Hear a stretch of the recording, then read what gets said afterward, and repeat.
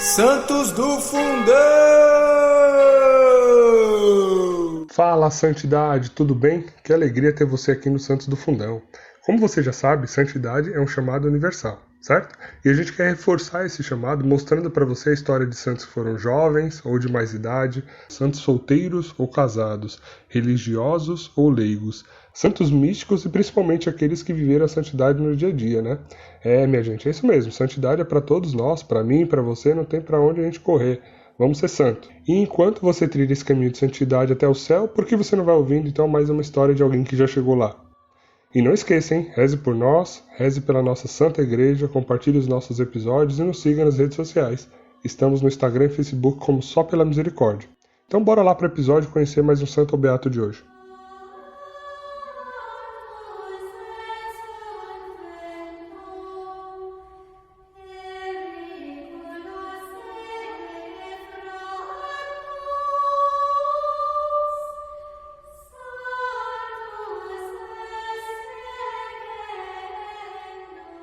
E para o episódio de hoje eu estou aqui com Dani Vieira, Cris Dias, Tati Buoni.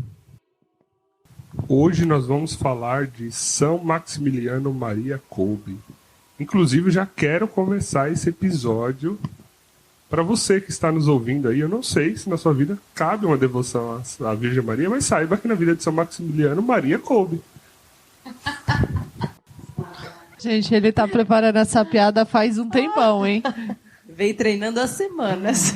Eu não poderia deixar de começar sem ela, né? Então vamos à biografia de São Maximiliano.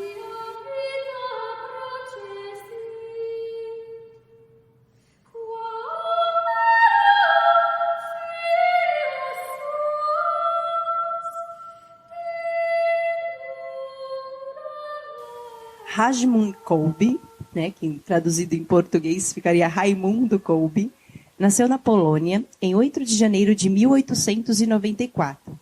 De família pobre, ele recebeu os princípios da fé e do amor cristão. Aos 13 anos, ingressou no Seminário dos Frades Menores Conventuais Franciscanos. Em 4 de setembro de 1910, vestiu o hábito franciscano e assumiu o nome de Frei Maximiliano Maria. Tinha 16 anos.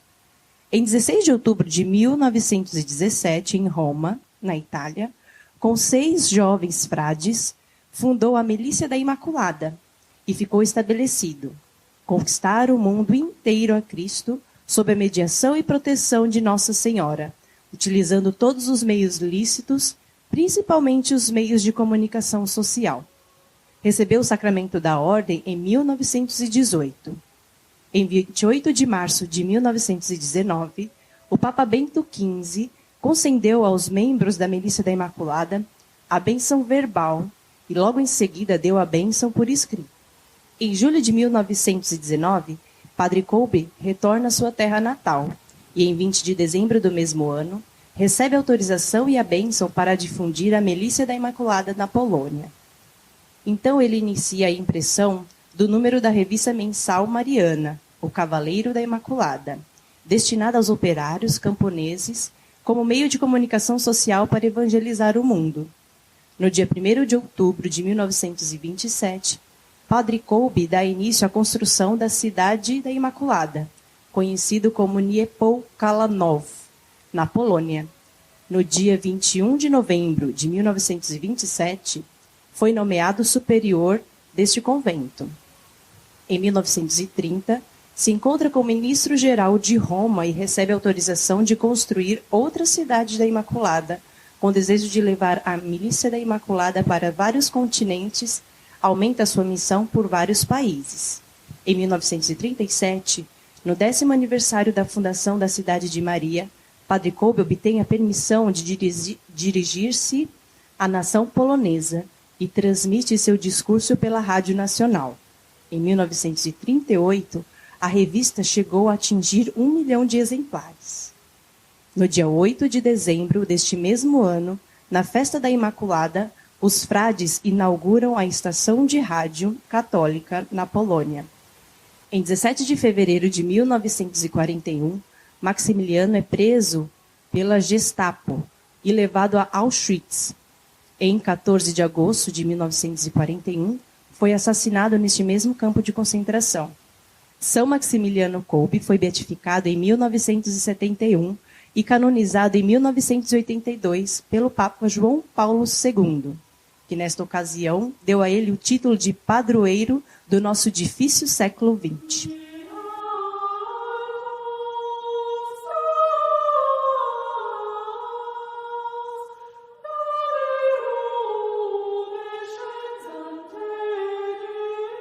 Quanta coisa, hein? Nossa, acho que foi uma das maiores biografias, né, gente? Não acaba nunca. Esse cara fez muita coisa, gente. E olha que é sempre uma versão resumida, né? Se a gente fosse detalhar tudo exatamente, que ele fez. exatamente. E a gente quer começar esse episódio, né, trazendo então para vocês a história de São Maximiliano Maria Kolbe. Até porque, assim, ele não é tão do fundão. Eu diria que na Polônia, principalmente, né, depois de São João Paulo II, ele é um dos santos mais aclamados. Eu diria até que mais que Santo Faustina, porque a devoção que o povo de lá tem por ele realmente é muito grande, e pelo mundo todo, né? A fama de santidade dele se espalhou pelo mundo todo rapidamente, e até porque a missão dele também chegou em muitos cantos, né? Então, é um santo importantíssimo para a gente conhecer a história, para a gente se inspirar, para a gente aprender muito, especialmente você que está aí nos ouvindo, por exemplo, e que tem uma devoção a Maria, consagrou sua vida a ela. Esse é um santo que você tem que, ser amiguíssimo, tem que ser brother. Porque ele, pela devoção que ele tinha a Maria, ele fez tudo o que ele fez. Assim, acho que o que ele sempre falava que era graças a ela que as coisas, né, aconteciam. Então, eu queria começar esse episódio, então, ouvindo um pouco de vocês, perguntando aí como foi conhecer um pouquinho mais desse amigo do céu. Só um parênteses aí na história dele. Estudar sobre ele me lembra lembra a minha infância, porque minha mãe, desde que quando eu era criança, ela ouvia a rádio da Milícia Imaculada. Então, assim, o nome dele já é familiar para mim, porque minha mãe era devota, né? Minha mãe recebia as revistas, então um pouco dessa história dele recorda a minha infância. E dizer que Polônia é terra de santo, né, gente? Não, eu acho que assim, quando você entra, por exemplo, pegando, né, dentro do que a gente já estudou, quando você entra no Carmelo, eu acho que você ganha uma barrinha com mais 10% de santidade só por ter feito isso. Se for um Carmelo na Polônia, aí dobra. Fechou. 20. Beleza. Então, assim, é o caminho mais santo que tem, né? Verdade. E se for devota de Maria, a barrinha subiu. Estourou a barrinha e saiu pro outro lado. No mesmo período aí coincidiu com o da Faustina também, só a título de curiosidade, né? Que Faustina morreu antes, acho que em 1932, se eu não me engano, e eles então conviveram aí no mesmo solo, na mesma terra, lutando pelos mesmos ideais, né? Então, assim, e falando da vida dele, né? O bom de fazer esse episódio, porque ele não é um santo desconhecido, como você falou, né? A gente já ouviu falar em São Maximiliano Maria Kolbe, e a gente sabe, né, da devoção dele a Maria, mas a gente não sabe a história de vida dele, né? E aí é isso que a gente vai aprofundar aqui hoje. Bom, então como a Dani falou, prepare-se para ouvir aí uma história de muito amor, de muita devoção à Virgem Maria, mas sobretudo de doação ao próximo, né? Então, começando lá na infância dele, ele era uma criança bem espoleta, bem espoletinha, né? O pai dele era um pai calmo, tranquilo, sereno, trabalhador. A mãe não queria casar-se, ela falava que preferia morrer do que casar, não queria casar de jeito nenhum, e como a Cris fala, graças a Deus, né, que ela ouviu ali os desígnios do Senhor e aceitou casar-se, porque, né, através desse casamento aí deu-se aí um filho santo. E aí ele era bem danado mesmo, né? Pra quem não quiser casar, escuta essa, né, gente? Vocês podem estar perdendo a oportunidade de gerar filhos santos. Né? Porque é aquilo que a gente sempre fala que é ouvir a voz de Deus e seguir, né? Ser obediente. Então, em uma das artes que ele fez lá, a mãe o colocou, né, para pensar, colocou lá num banquinho para pensar. E aí, uma vez ela falou para ele, né? O que será de ti? O que será de ti, Maximiliano? Ele tinha acabado de aprontar uma com o vizinho, né? Na época ele era Raimundo ainda.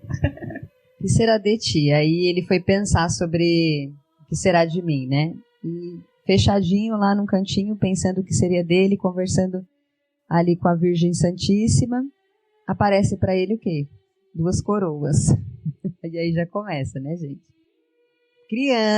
A criança já tomara a decisão ali. Que apareceram 2 coroas para ele, uma coroa da castidade E uma vermelha. Aí a branca é da pureza, né? E a vermelha é do martírio. E aí Nossa Senhora fala para ele, qual você escolhe? E ela explica o que era cada coisa, né? Não é que ele viu aquela linda coroa de flores e não sabia, né? Ela falou para ele que, ó, esta é da pureza, esta aqui é do martírio. Qual você quer? Ele com 10 anos de idade. Já era uma alma santa com 10 anos, né? Porque quando a mãe coloca você no cantinho ali para pensar, para refletir, né? Ele já tinha essa alma santa para ter essa visão, então já era uma alma eleita, né? Como a Cris fala. E aí, obviamente, eu ia escolher a coroa branca, óbvio. Eu, principalmente, escolhi a branca. E ele escolhe as duas coroas. Né? Ele escolhe a coroa branca, escolhe a coroa vermelha, a coroa da pureza e a coroa do martírio. Foi essa palavra que Nossa Senhora usou para ele, do martírio. E ele, com 10 anos, escolheu as duas coroas. Então, preparem-se para esse episódio, que trará para vocês muitas emoções. Assim, e aí uma coisa que me chamou a atenção, lendo, né, principalmente essa parte da infância, é que assim, os pais, mesmo sendo bondosos e cristãos, naquela época a gente fala, né, como era muito diferente a educação. Por mais que eles amassem, acolhessem, dessem todo o respaldo e o cuidado da criança, a criança ela era cuidada para ser forte. Ela era educada desde pequena para ser forte, para aguentar as dificuldades. Então tem um relato que fala que o pai dele brincava com eles descalço, né, no jardim, né, com neve no chão. Então assim, já ensinava eles da dificuldade, das como é que fala, né, do sofrimento físico, né, de aguentar essas tribulações. Então, havia essa preocupação, né, antigamente. A gente criava a criança com todo o amor, mas também fortalecendo ela, né, nos princípios morais e fisicamente, para aguentar tudo que fosse possível. É tipo criança raiz e criança Nutella, né? Que a gente vê hoje em dia. Hoje né? a gente tem as Nutellas, acho que isso é bem interessante. Se a gente pensar na história dele, e ele ter ido para o campo de concentração, essas coisas, o quanto foi importante ser criado para ser forte e para enfrentar as dificuldades da vida. Hoje a gente cria o filho para não se decepcionar, para não sofrer, a gente quer evitar o sofrimento na vida deles, quer evitar que ele tenha esse contato mesmo. É chão, é duro, é frio, é barro, é chuva, é sol. E aí, de repente, a criança se torna dentro de uma bolha e ela não tem força para a vida, né? É isso, sem contar que a gente não vai conseguir protegê-la pro resto da vida dela, né? A gente pode até tentar proteger pro resto da nossa, mas chega uma hora que ela vai caminhar com as próprias pernas, né? E aí é um ensino realmente interessante, né? Para hoje em dia, é isso que os pais já faziam com ele, né? Que foi fundamental, né, para a história. Com certeza. E a mãe era muito rígida assim com ele, né? Cobrava muito, ficava muito em cima, e eles não tinham tantas conversas, né? E como a Tati falou, assim, ele era muito danado, né? Ele aprontava as dele como toda criança, normal, né? Na época, criança 8, 10 anos, assim, normal. E aí a mãe, assim, cobrava muito também um diálogo com ele, porque ele não trazia tanta coisa pra ela, assim, eles não conversavam tanto, ela cobrava e ele não trazia, não explicava, não falava tanto, assim, né? E já era bonito ver, porque, assim, atrás de um armário da casa deles, ele montou um altarzinho, assim, escondido, e aí, às vezes, ele ia pra trás do armário pra rezar. E aí, como naquela época, né, não tinha tanta luz elétrica, essas coisas, então era como se fosse uma lamparinazinha, assim, a óleo, e ele acendia no cantinho lá, e ficava rezando horas e horas, e saía todo vermelho, né, com o olho cheio de lágrimas, assim, aquele rosto vermelho de tanto chorar, e a mãe perguntava o que era, ele, não, mano, tipo, não é nada, sabe, ele não falava muito. E aí é engraçado que depois desse episódio, que a mãe, preocupada, né, perguntou o que seria dele e tal, e ele correndo, o que ele fez? Foi perguntar pra Maria, né, Maria, o que será de mim? E aí foi quando ela mostrou as coroas.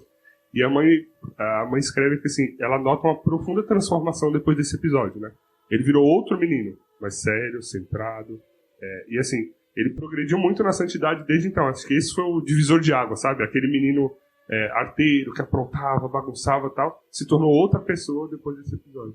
Foi a bodas de Caná na vida dele, né? Ele se transformou da água para o vinho, né? Que lindo! Pelas mãos de Nossa Senhora também. Eita, é mesmo. Essa decisão de né, tomar para si as duas coroas, não é só as duas coroas, né? A da pureza e a do martírio. Conforme ele decide, ele aceita Nossa Senhora. Essa que é a verdadeira transformação, né? Ele aceita Nossa Senhora e ele fala para a mãe que sente que não está só a mamãe e o papai ao lado dele ali na Santa Missa, que agora Nossa Senhora está ao lado dele em todas as Santas Missas, em todos os momentos da vida dele.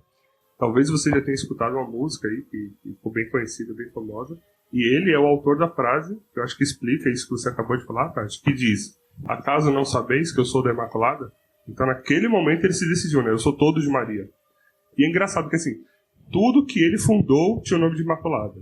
Tudo que ele falava, a última coisa que terminava era Imaculada. Tipo, não sei o que, né? É da Virgem Imaculada. Então, assim, não era dele, né? Ele realmente, a partir daquele momento, se entregou nos braços de Maria e ela foi guiando ele. Porque acredito que ele entendia, com 10 anos... Vale a pena deixar isso claro? 10 anos. Que ele só ia conseguir com a força da Imaculada. Ele compreende o que muitos de nós não compreendemos, que assim, a gente só acessa Jesus através de Nossa Senhora. Né? Arrasou, hein, amiga? Até porque assim, ela foi a primeira. Sim. Se não tivesse Nossa Senhora, não teria Jesus, né? Então assim, Jesus é o caminho para o céu. E o único caminho para chegar a Jesus é através de Nossa Senhora, né? É bonito ver que assim, ele aceitou isso de tal forma, né, que a vida realmente dele se transformou. E para ele ali tudo seria leve, dado que ele estava fazendo por amor a Nossa Senhora, né? Por exemplo, frase de São Maximiliano Maria Kolbe, né? Ele falava: por Jesus Cristo eu estou disposto a qualquer tipo de sofrimento. A Imaculada está comigo e ela me ajuda. Então, ele era capaz de suportar qualquer coisa, porque ele sabia que a força dele vinha dessa devoção à Nossa Senhora, né? Então, como isso é transformador, né? Quando a gente de fato aceita, compreende isso e aplica na nossa vida, né? Porque não adianta ficar só no mundo da ideia, né? Sim. Tem que dobrar o joelho no chão, pega o terço, vai pra lamparina ali atrás do armário e vamos rezar, né? Como ele fazia. E eu que gosto sempre de exaltar a palavra tudo, né? Quando a gente fala assim, ó, tudo pode ser mudado pela força da oração, é tudo, vou exaltar a palavra qualquer agora, né? Realmente, qualquer coisa ele poderia suportar. E ele falava isso aos companheiros dele. Nós vamos ver mais pra frente que era possível suportar qualquer coisa. E esse qualquer... Chegou no extremo qualquer. da palavra. Chegou no extremo do qualquer. E assim, não suportar qualquer coisa, mas assim, de conseguir tudo também, né? Porque assim, tudo, vocês vão ver assim, tudo que ele fez por intercessão e providência de Nossa Senhora, que era praticamente impossível para um frei franciscano que tem como votos principais a castidade, a obediência e a pobreza, né? Como a gente falou na biografia, né? Chegou a 1 milhão de exemplares da revista. Como que para imprimir uma revista você precisa de uma máquina, né? Do tal do tipógrafo e tal. E custavam milhares de dólares isso. E ele não teria condições por ele mesmo, né? E aí ele fala que tudo que veio pelas mãos de Nossa Senhora, pela providência. Então, além de suportar qualquer coisa, tudo que você necessita também virá por meio dela. E o cuidado dele, acho que com a comunicação, né? Em acessar as pessoas também, porque essa revista ela foi tanto para crianças quanto para adultos. Olha que chique. Então assim, ele queria alcançar a todos mesmo. E assim, alcançava os operários, os camponeses, e tinha para jovens, tinha para crianças e tinha também para a formação dos próprios sacerdotes. Exato. Então assim, eram muitos exemplares para atingir todas as pessoas possíveis, né? Sim, e ele era muito inteligente também, né? Então, essa era uma outra marca, assim, também da vida dele, porque ele, então, depois desse episódio, né? Então se decidiu de que ele viveria esse sonho, né? Que era o sonho da pureza e do martírio. Aos 13 anos ele já entra, então, né, no convento, do convento menor, né, dos franciscanos, e ele começa, então, essa vida de estudo, de se dedicar, de fato, a se formar enquanto sacerdote, enquanto monge, né? E ele chega aí para Roma para concluir os seus estudos, e chegando lá, ele era sempre brilhante, né? Assim, ele era muito voltado para a ciência também. Então, eu assisti para estudar para esse episódio, assisti também o documentário lá, Duas Coroas, eu vou deixar o link para vocês na descrição do episódio. Retrata bem a vida dele, é bastante fiel. O pessoal, né, no documentário encontrou, inclusive, por exemplo, projetos bem complexos, assim. Então, ele tinha uma inteligência muito aguçada também, e por isso ele sempre, à medida que ele foi, né, crescendo, fundando conventos, mosteiros, ele dava essas soluções para encontrar um jeitinho, né? E na linha dessa comunicação, para vocês verem, né? A gente já falou que muitas vezes de rádio, de revista, TV, ele era sempre muito voltado para a comunicação, né? Ele lá em Roma teve contato pela primeira vez, né, com o cinema, assim, para conhecer o que era, o que passava. E aí ele viu, né, como que era a programação do cinema na época, né? E ele falando com os amigos dele ali, né?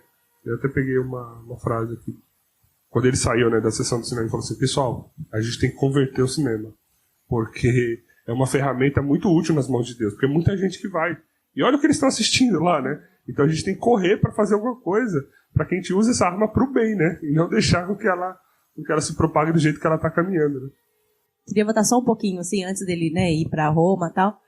Logo quando ele entrou no seminário, ele concluiu lá o que a gente chama, né, de ensino médio, terminou a escola primária e tal. E aí chega uma hora que os frades perguntam, né, se eles querem permanecer e dar continuidade à vida religiosa ou se quer voltar para casa. E aí ele ficou nessa dúvida e sempre lembrando das coroas que ele assumiu. E aí ele achava que o martírio dele não seria como religioso. Ele estava procurando, assim, onde é que eu ia viver esse martírio, né? E aí ele relata que, assim, que o diabo, né, ele é tão ardiloso que muitas vezes traz pra gente, quer desvirtuar a gente do caminho proposto por Deus, trazendo soluções, aquilo que parece ser o certo, muitas vezes, que na verdade não é. É só um jeito de desviar do caminho de Deus. Então ele achava que ele não deveria ficar e ser religioso. Ele achava que ele tinha que se alistar, que o martírio dele seria lutar na guerra, sabe?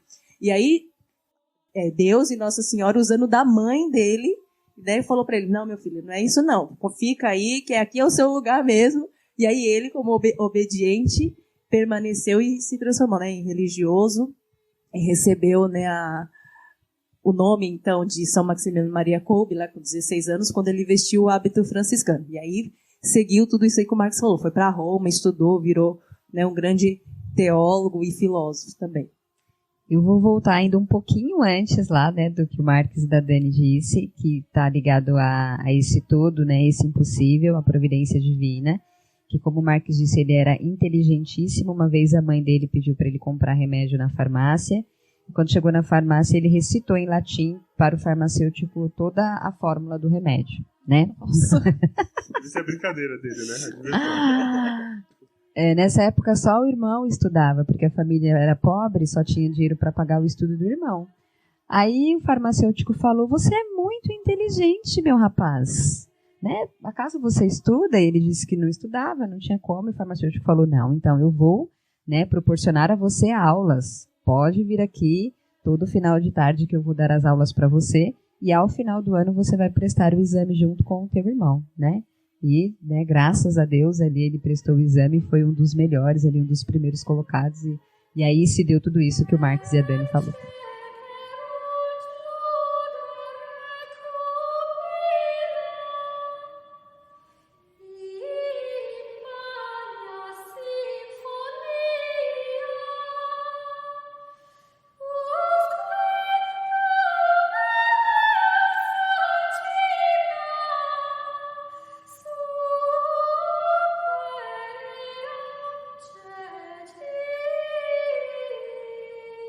Então, e aí foi lá em Roma, né, quando Marx falou que eles estudando e fazendo todos esses projetos, ele vendo, né, o aumento e a proliferação e os ataques da maçonaria contra a igreja. Então, assim, se você acha que os ataques da igreja católica são de agora, é uma coisa recente, não, a gente já tem falado aqui já, né, de muitos séculos e muitos séculos que a igreja e os cristãos são atacados já há muito tempo, né?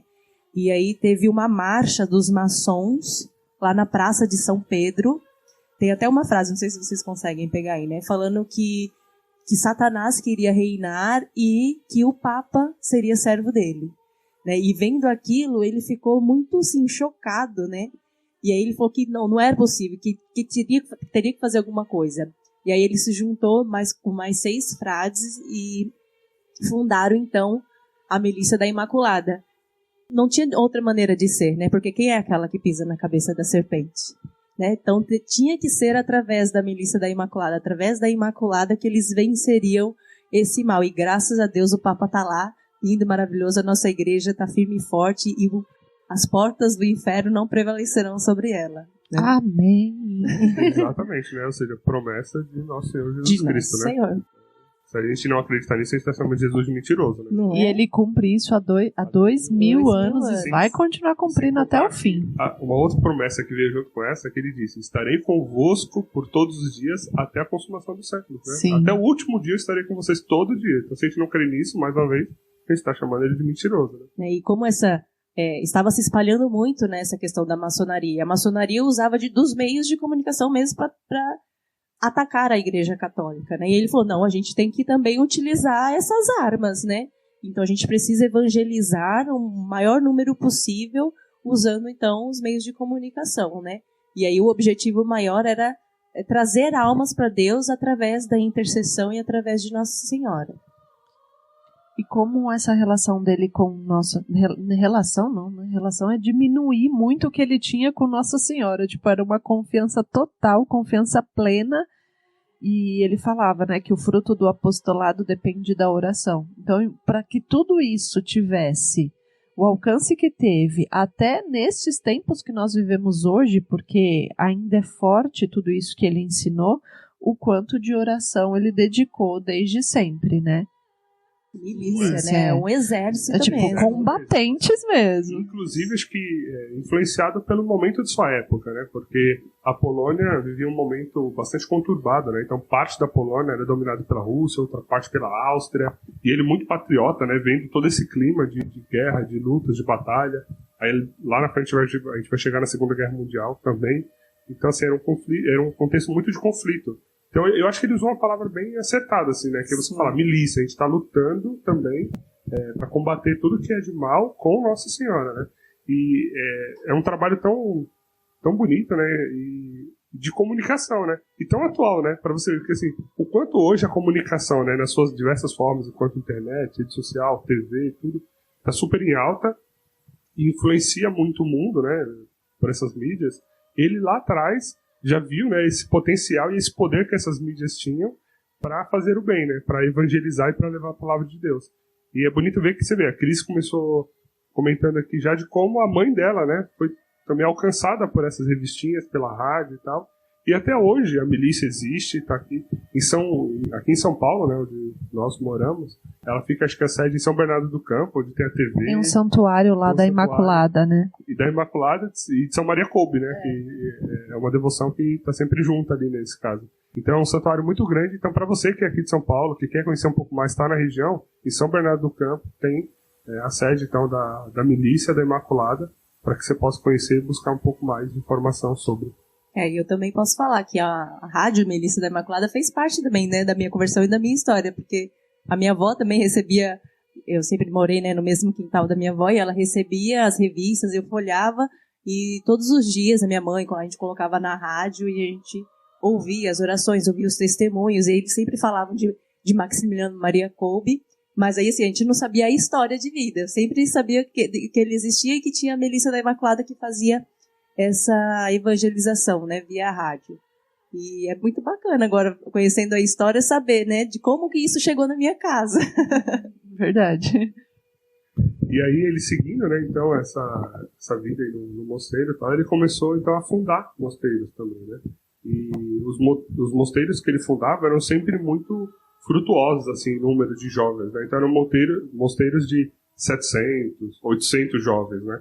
Ele chegou a ter um mosteiro que chegou a ser um dos maiores naquela época, né, de todo mundo, por conta realmente dos frutos que era, porque todo mundo queria, quando tinha esse chamado, né, da vida religiosa, ter esse contato com ele, e ele sempre, com essa inteligência que a gente já falou, né, sabendo conduzir tudo isso, governar, e os mosteiros que ele fundava, qual que era o nome do mosteiro, né?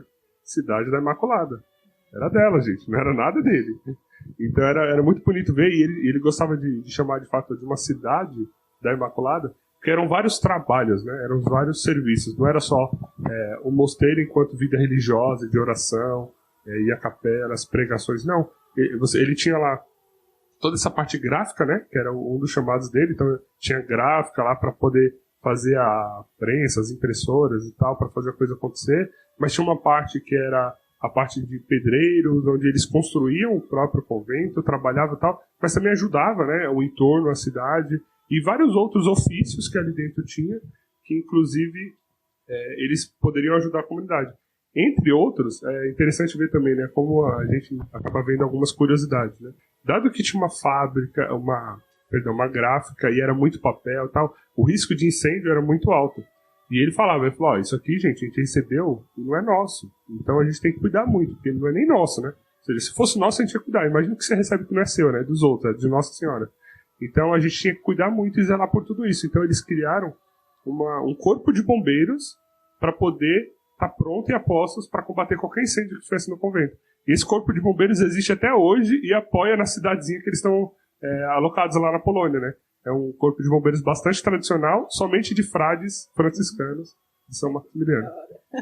A capacidade, eu tô aqui ouvindo e pensando, a capacidade de um homem entregue totalmente à vontade de Deus, né? Onde ele vai, o que ele pôde fazer, onde ele alcançou, tipo, diferentes frentes, assim, né? Tipo, a história dele, a biografia, tipo, tá, aqui o corpo de bombeiro, aqui a revista pro jovem, aqui pra criança, aqui pro sacerdote.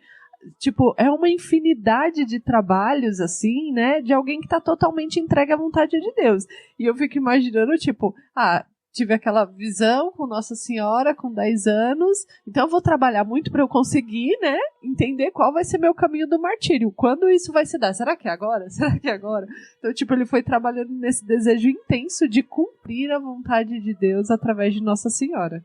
Ele foi trabalhando para esse reino de Deus, né, através dessas construções, Cris. Então, tipo cidades, né? Ele não construía assim, o quarto de Nossa Senhora, não, era a cidade, né? Como ele era aberto, né, aos desígnios do Senhor, a tudo que o Espírito suscitava ali, me chamou a atenção, numa viagem que ele fazia de trem, tinham vários japoneses lá no trem, no vagão com ele, né? E ele pegou e foi tirando do bolso várias medalhinhas e entregando para esses japoneses. E os japoneses, em forma de retribuir, foram tirando elefantinhos, amuletos, né? E ele recebeu e pensou, né? Não, precisamos fundar uma cidade no Japão. Rápido, né? E é interessante também essas medalhinhas de Nossa Senhora, antes da gente chegar no Japão, porque aconteceu um milagre, né? Onde um jovem, que era um maçom, né? Naquela época a maçonaria estava em alta, assim, então era um jovem maçom, que ele tinha um amigo que tinha sido convertido ao catolicismo, e aí o amigo falou que ele também se converteria, e deu uma medalha de Nossa Senhora para esse amigo que era maçom, né? E o amigo zombando e por brincadeira, tipo, que banana isso aqui, não sei o que, eu vou aceitar, vai, só para você ver que isso aqui não tem nada com nada, né? Aí esse cara que até então era maçom, colocou então no peito uma medalhinha de Nossa Senhora. Ele foi na missa meio que com o intuito de, como se fosse zombar, sabe? Deixa eu ver o que esses caras ficam fazendo lá nessas igrejas, né? E chegando lá, ele teve um encontro tão forte com Nossa Senhora, esse cara que era maçom, e que por zombaria estava ali na missa, e que por zombaria usava essa medalha, ele teve um contato tão profundo que, daquele momento em diante, ele se converteu e se considera como um dos milagres, assim, né? De Nossa Senhora. E São Maximiliano, eu não vou lembrar agora, gente, eu vou deixar escrito, como eu não anotei o nome do santuário, mas eu vou deixar escrito no post do episódio lá, o nome do santuário exato, onde tudo isso aconteceu. Por quê? Porque São Maximiliano Kolbe foi até esse santuário, sabendo, né, da história desse milagre e tal, que é muito famoso lá na região, e a partir de então, aquela medalhinha ficou sendo essa medalhinha que ele, como era uma medalhinha de Nossa Senhora, né, ficou sendo essa medalhinha que ele carregaria com ele. Então, era essa medalhinha que ele estava entregando para os japoneses também. E aí, vendo a necessidade, né, de divulgar o reino de Deus, né, de evangelizar e ganhar almas para o céu, ele pediu autorização para fundar outra cidade.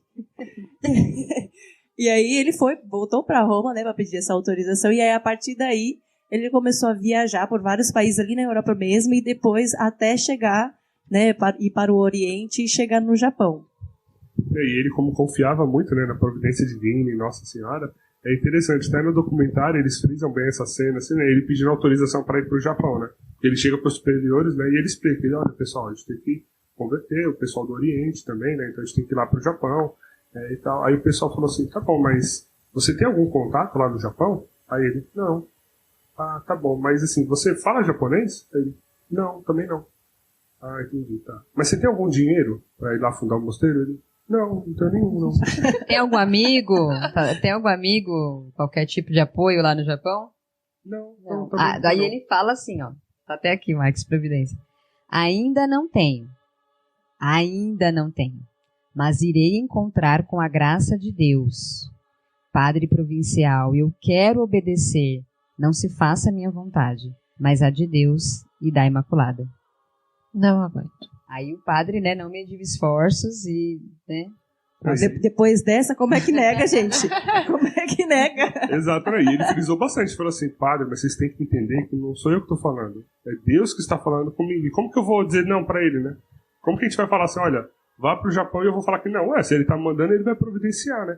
E como que é a providência divina, tá? Eles chegam, então, lá no Japão. De algum modo, eles conseguem se instalar numa sala que foi meio que alugada dentro de um hospital. E eles, após um mês no Japão, eles chegando lá com mais meia dúzia de frades, né? Chegando lá, em um mês que eles estavam no Japão, eles soltam a primeira edição da revista da Imaculada. Em japonês, tá? Em japonês.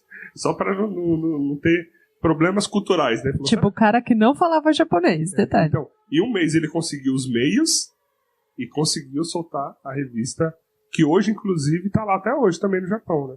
A revista está sendo publicada até hoje, porque até hoje essa cidade da Imaculada também está lá no Japão, e é muito bonito ver assim, como que a providência de Deus vai agindo, né? Primeiro na confiança, né? Porque você tem que, de fato, confiar muito.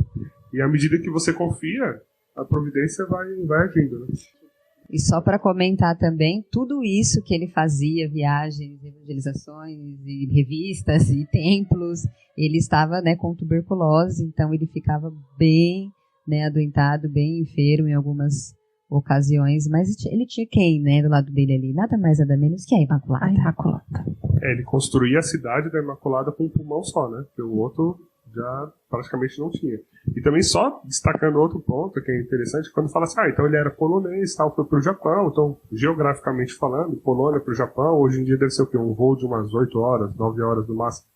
Naquela época, a gente levou 2 meses para chegar no Japão, tá? Porque não era assim, né? Tão simples. Pega um voo, chega ali, direto. Tranquilo. Não. Pegou um navio, andou a pé. De luta. Então, e fora toda a providência, assim, de Deus agindo, mas era tudo muito simples, né? Eles viveram momentos, assim, de muita escassez. Por exemplo, até no documentário tem uma hora que o São Maximiliano tá cozinhando, né? Pros freis, lá no Japão já. E aí o outro irmão chega, assim, e tipo... Oi, tudo bem? Tipo, e aí, o que a gente vai ter pro jantar? Aí ele olha e fala assim, a mesma coisa de ontem, de antes de ontem, de antes de ontem. Aí o irmão fala assim, mas arroz de novo? Tipo, será que a gente não consegue umas batatas? Aí ele, mas você sabe quanto custa a batata aqui no Japão? A gente não tá na Polônia lá, a gente tá no Japão. E aqui a batata é muito cara, é muito mais cara que o arroz, então a gente vai comer arroz. Então assim, eles só comiam arroz por muito tempo, porque era o que tinha, né? Aí... esse irmão até brincou com ele assim, falou, não, mas quando for a minha escala e a minha vez de assumir a cozinha, eu vou fazer batata. Aí ele, mas como que você vai fazer isso? Você vai fazer tipo um milagre? Aí ele, se Jesus transformou água em vinho, por que eu não posso transformar arroz em batata? Eu conto com ele, se ele me ajudar a gente comer batata. E falando, a Tati tocou num ponto importante, né, dessa questão da enfermidade, que tudo isso ele fez, né, passando aí por momentos de enfermidades graves, que logo quando ele voltou para a Polônia, ele ficou muitos anos, né, praticamente em coma por conta dessa tuberculose. E fala que assim, esses anos que ele ficou acamado foi muito importante para o fortalecimento espiritual. Então assim, ele não ficou só acamado esperando o tempo passar, né? Já que ele estava ali, então vamos rezar, né? Vamos se aprofundar, vamos se fortalecer, né? E muitas vezes a gente faz o quê quando está doente? Né? A gente mais se afasta de Deus do que se volta para Deus, né? Quando a gente fala, né, de ressignificar o nosso sofrimento, e os santos dão muito exemplo disso, né? E o que a gente precisa mesmo de sempre pensar nesses momentos de enfermidades, dificuldades, e voltar para isso, né? Seguindo o exemplo de São Maximiliano, quando a gente estiver num momento difícil, vamos então fortalecer a nossa espiritualidade, né? E isso ele fala que foi fundamental, esse período que ele teve de aprofundamento, para poder suportar todas as provações, porque a gente está falando aqui só das obras boas, né? Mas diante de tudo isso, ele sofreu muita perseguição, foram perseguições externas, né, dos maçons, dos anticristãos, e até assim, desconfianças internas mesmo, né, da própria ordem. Desonestos, frades que eram desonestos com ele, né, principalmente quando ele foi, né, fundar lá no Japão, ele sofreu muito com isso. Lá ele tinha esses... um recalque, né, gente? De hoje em dia. Acontece até no meio religioso, né? Não, mas ele não desistiu, né, Dani? Ele não desistiu, ele tinha a confiança cega, ele tinha certeza que a Imaculada estava com ele, e que não é que ele ia conseguir porque era a vontade dele, porque era a vontade de Deus, né? Então ele não desistia por conta de um recalquezinho. E a gente acha que só a gente que sofre, né? Só eu sofro, ai, coitada de mim, né? E não é assim, né? E um trecho do livro aqui, gente, tem o livro, tá? Vida de São Maximiliano Kolbe, mas eu já vou dizendo, é só para os fortes. Não que eu seja, e não fui. Foi difícil ler. Né? E aqui no livro fala assim, foi difícil essa construção lá no Japão, né? Faltavam colaboradores à altura dele. Era preciso crer contra toda a esperança. Houve traições, defecções e até desonestidade de frades infiéis. Apesar de tudo, a casa foi construída, que era a vontade de Deus, né? E só nessa época que a casa foi construída, a tiragem da revista aumentou, né, gente? Chegou a marca de 10 mil nessa época aqui. E é interessante ver também algumas experiências e questões místicas, né? Deus falando com ele diretamente, por quê, né? Ele estava... onde que ele foi parar no Japão? Em Nagasaki. Então ele foi para lá, e aí, depois de um tempo, esse contrato que eles tinham, né? De aluguel desse espaço no hospital era de 1 ano, então eles teriam que sair, e teriam que sair mesmo, não tinha nem como renovar nem nada. Então quando estava se aproximando esse período já, eles estavam procurando um terreno que eles pudessem construir mais uma cidade da Imaculada, né? E aí o pessoal lá então, né, começou a pesquisar na região ali terrenos que eles podiam construir, e acharam um terreno bem no centro assim da cidade, era um terreno na logística ali deles, seria um terreno bem interessante, assim, bem importante, né? Porque ficava muito próximo de tudo, era bem no centro, então até para a própria distribuição das revistas era bem interessante. E aí ele, com a sabedoria divina, né, porque acho que é Deus que sussurrou no ouvido dele, ele olhou para o terreno e falou assim, não, esse terreno não, a gente não vai comprar ele não, porque a bola de fogo está próxima de vir e vai cair nesse terreno, eu não quero esse terreno não. Beleza.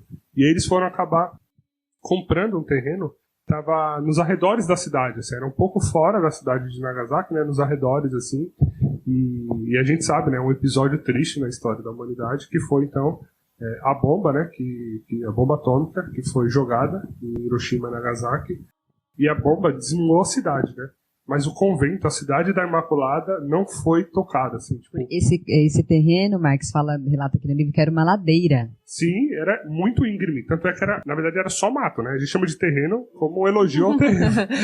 Mas era tipo um barranco, assim, era um mato muito... Tanto é que hoje, né, até no próprio documentário, os especialistas, né, que avaliaram, ele falou assim, a gente não sabe como São Maximiliano subia todo disso aqui, porque o convento estava lá no topo, né? Eles construíram o convento, era como se fosse uma montanhazinha, né? Um cume, assim, e o convento ficava lá em cima.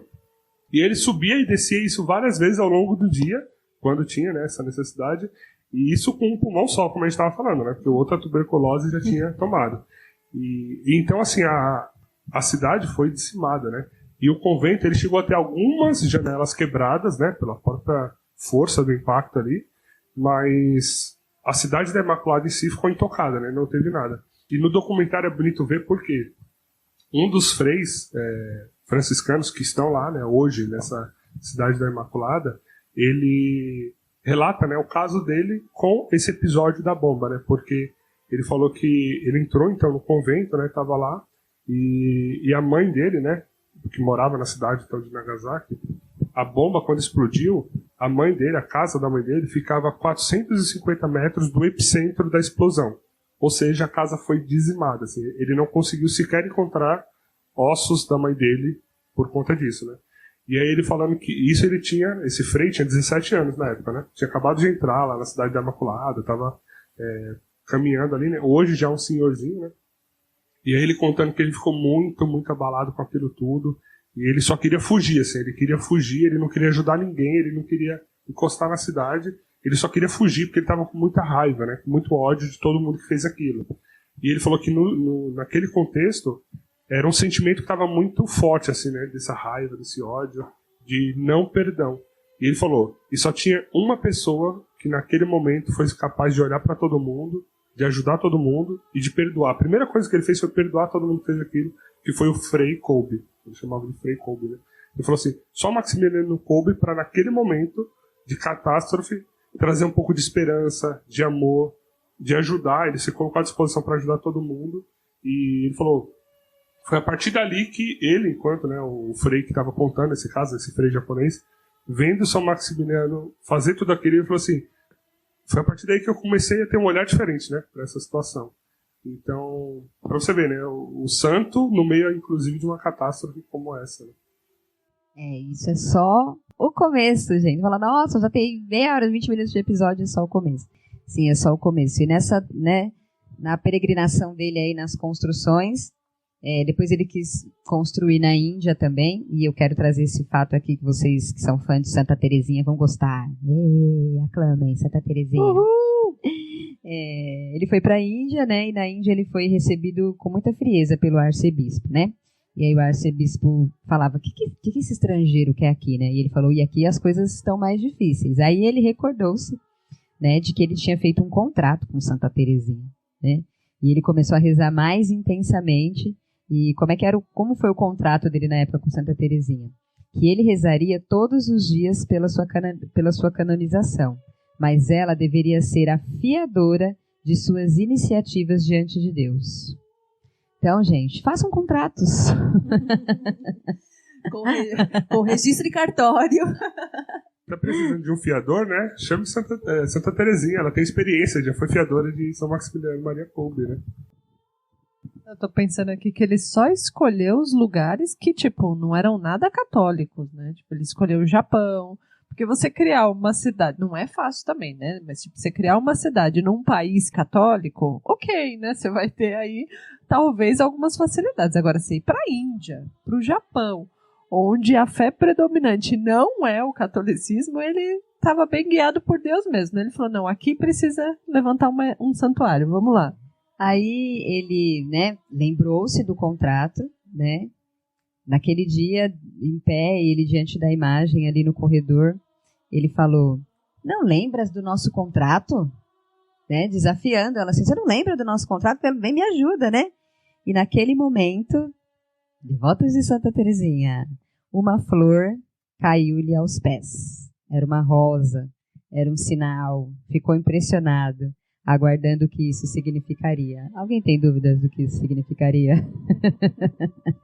Não, assim, aí lembrando, né, falando da dificuldade, por que ele escolheu o Japão e Índia? Porque quando ele foi pedir a autorização, ele falou assim, além de ele pedir autorização, ele não pediu autorização só para fazer a cidade, ele pediu para fazer a autorização da cidade da Imaculada nas terras pagãs. Não era em qualquer lugar. Não era qualquer lugar. Então, assim, ele já tinha os objetivos de levar, né, a fé católica onde não existia, onde não tinha, né? Até porque, se a gente pensar bem, o ideal seria realmente isso, porque você tem que converter esse povo para Deus, né? Converter católico, pô. Pescou fora do aquário ele. Então, foi pescar em alto mar. Foi pescar em alto mar, que acho que é o grande objetivo, né?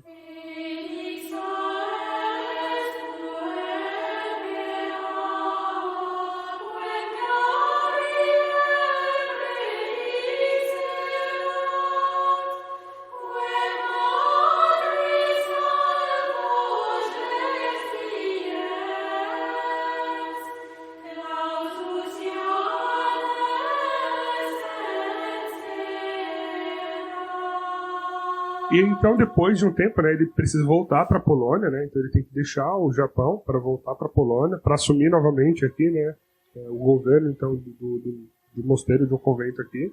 E ele volta e retoma aqui as atividades. E aí é quando ele retoma, depois de um tempo assim, é quando a Segunda Guerra Mundial, né, chega com força, então, e aí começa, né, a bagunçar um pouquinho a estrutura ali, a dinâmica do mosteiro, porque o primeiro que, assim, muitos frades já são dispensados para voltarem para suas casas, né? Para não ficar ali meio que com medo, assim, o risco, o perigo disso o que isso poderia ocasionar. E ele, obviamente, não arreda o pé, né? Ele fica no convento com mais ali uns 30, 40 frades, assim, para eles conseguirem manter o convento e ordenar as coisas ali. O exército alemão chega no convento, todos eles são presos. Depois de um tempo, eles acabam sendo soltos, né? E aí eles voltam para o convento, conseguem retomar tudo aquilo. E eu achei até bonito, porque no próprio convento, assim, né? Quando eles, imagina, 700 homens, sei lá, 600 homens convivendo ali, eles se cruzavam o tempo todo, né? Um pelo outro e tal. E o que hoje, às vezes, a gente passa um pelo outro e dá um oi, né? Tipo assim, oi, tudo bem, fulano? O cumprimento dele, eles falavam, Maria. E o outro respondia, Maria. Porque ele já colocou essa cultura de devoção à Nossa Senhora desde sempre, né?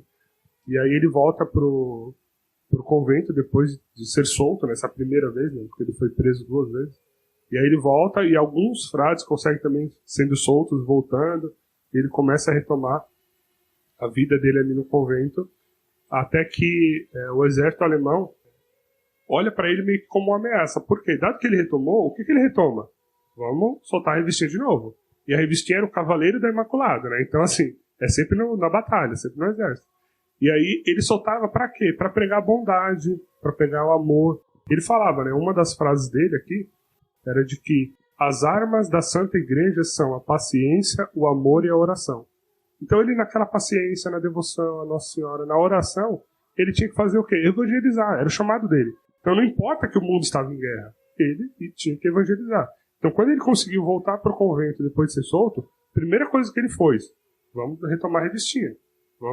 E a rádio também, né? Rádio nessa também. Época que foi fundada a rádio também, e aí então começou, a mensagem dele começou a chegar a muito mais pessoas, né? E aí, por isso que eles acharam perigoso, né? Exato. E aí eles começaram a achar que isso tudo era muito perigoso, né? Ele estava levando esperança para as pessoas, né? Então era muito perigoso. E aí foi quando ele foi preso pela segunda vez, e dessa vez ele já não seria mais solto, né? Nossa, rapidinho, você falou uma coisa assim, que veio à mente agora os dias atuais, né? Ele estava levando esperança para as pessoas. Isso era perigoso, a Dani falou, né? E hoje a gente pensa assim, ó, por que existem tantas pessoas doentes com depressão, né? Principalmente depressão, porque elas perdem a esperança. Quando o inimigo rouba-nos a esperança, é o fim. Nossa, profundo. Doeu. E o que não sabe? Sabe? Não, sabe quando dá aquela sabe, dorzinha, né? você fala assim, meu, é doloroso você pensar nisso, assim, a pessoa sem esperança, acabou.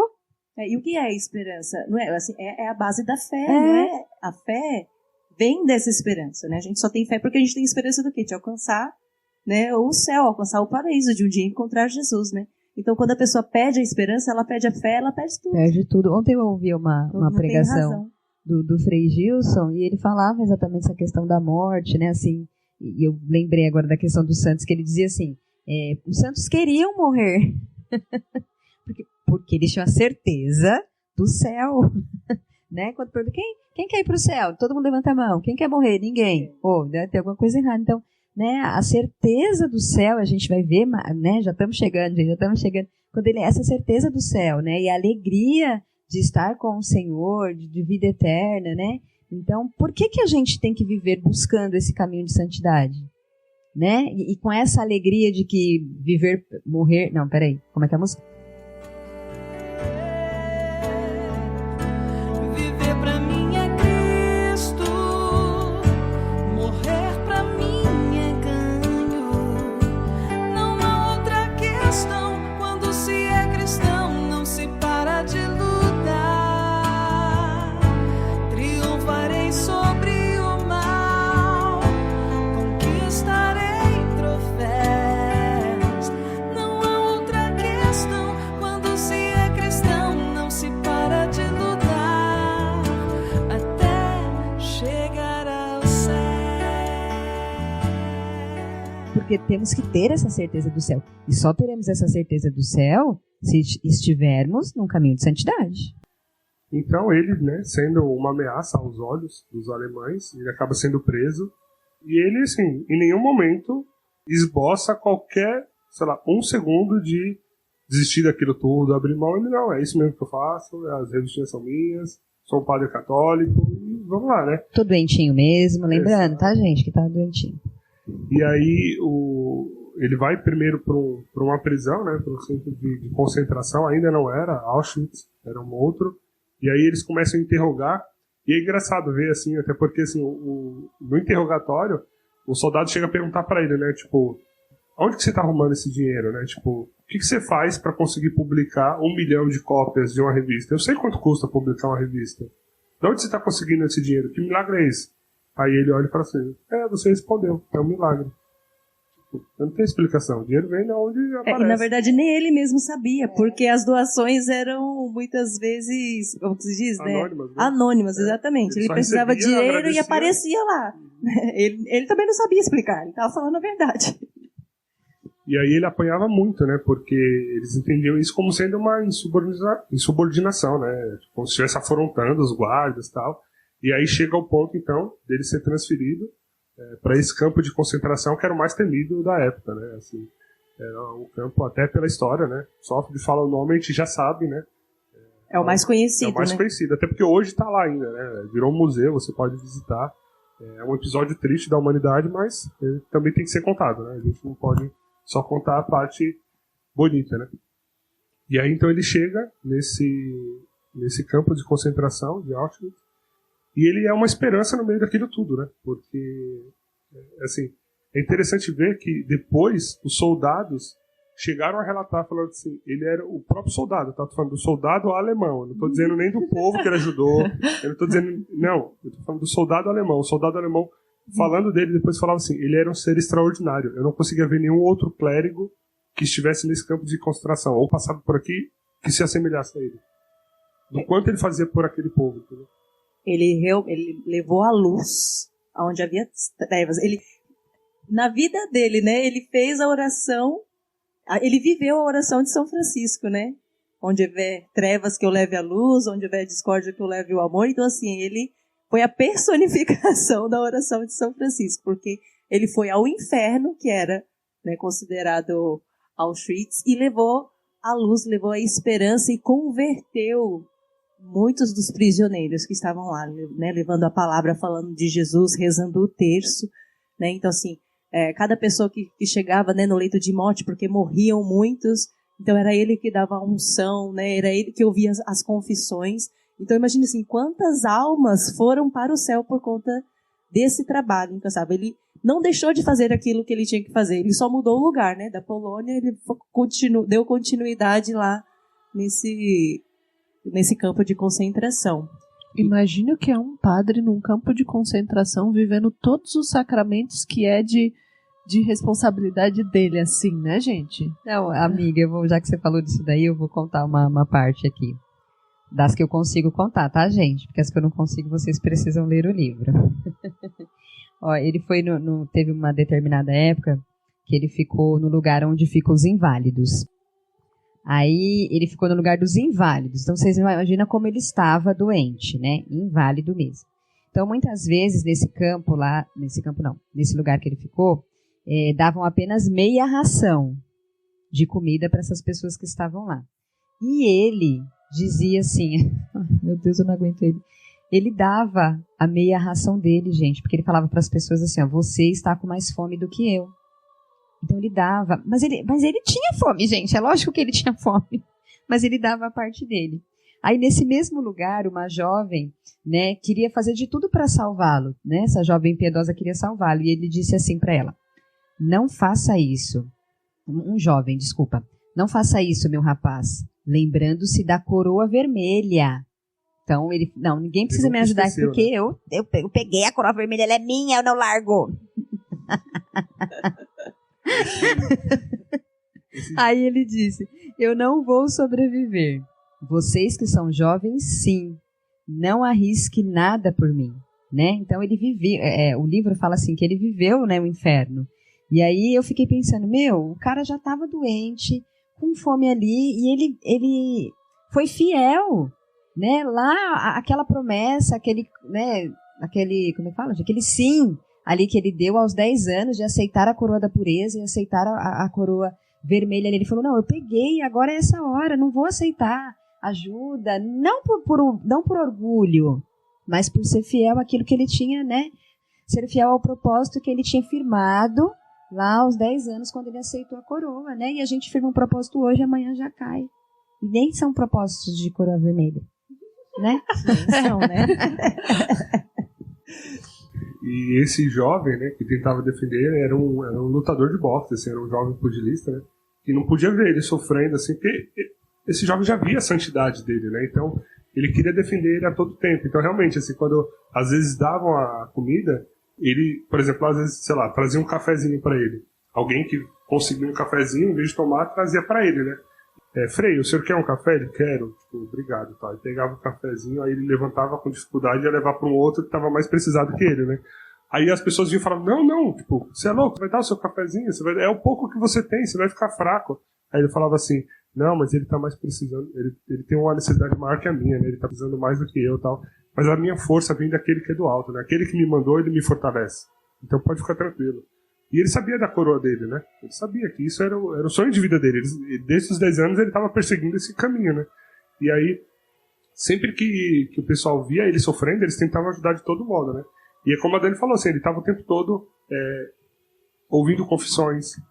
Era impressionante ver que, assim, no bloco onde ele estava, né? Ele ficou no bloco 11, né? E no bloco onde ele estava, ou nas celas que ele passava, o que se ouvia e o que se via? Orações e música. Era o tempo todo. Ele chegava, vamos rezar, Ave Maria, vamos lá. Ele ia convertendo, falando e tal. E esse era o Frei Kolbe ali naquele contexto. Sempre dizendo, né, para os companheiros lá, confiem na Virgem Maria. Ela os ajudará. Ela os salvará. Então essa certeza é muito linda. Que nós, né, você que está ouvindo esse podcast aí agora, possa ter essa certeza também que tudo... né, nós podemos, com a Virgem Maria, como já foi dito aqui, né, aquela que esmaga a cabeça da serpente, né? Possamos trazer para nós hoje essa verdade.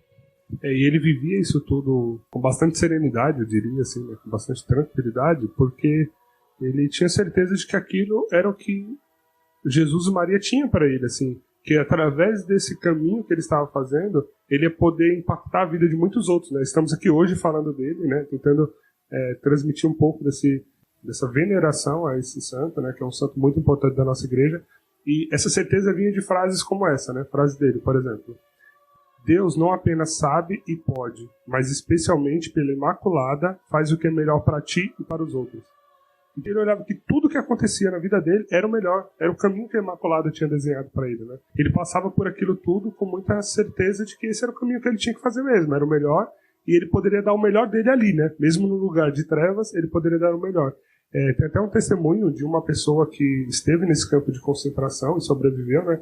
Que ele falou que ele estava caminhando certa vez, que ele falou assim, geralmente aos domingos eles não trabalhavam e eles podiam sair por um passeio, que era andar no pátio, que era o passeio deles, né? E aí certa vez ele vinha caminhando assim, encontrou o Frei Maximiliano Kolbe caminhando em direção a ele, né?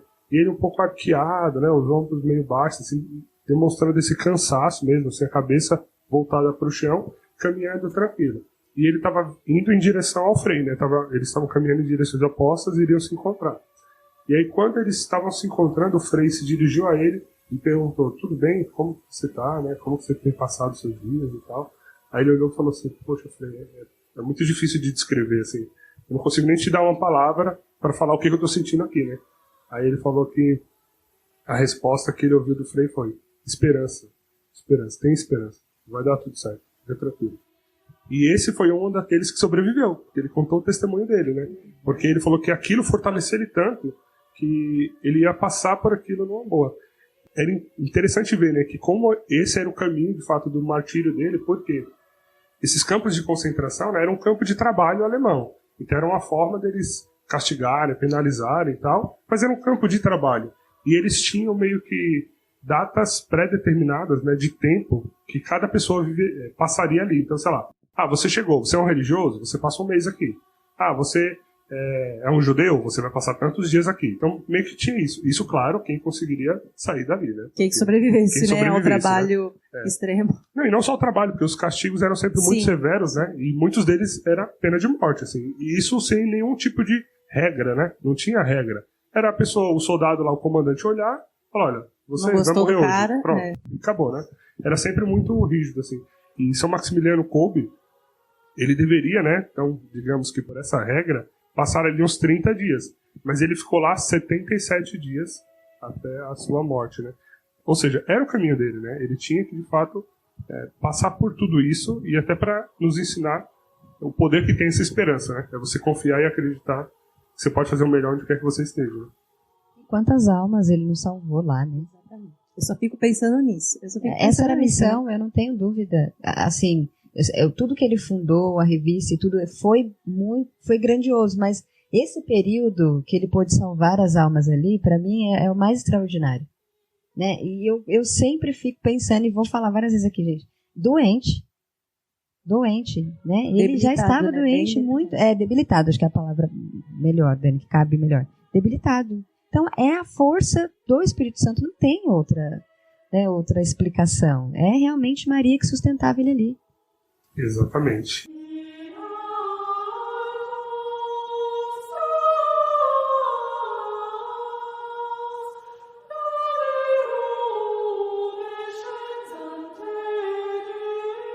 Então, como que se deu, né, a morte do Frei Maximiliano Maria? No bloco 11, que era o bloco em que ele estava, um prisioneiro fugiu.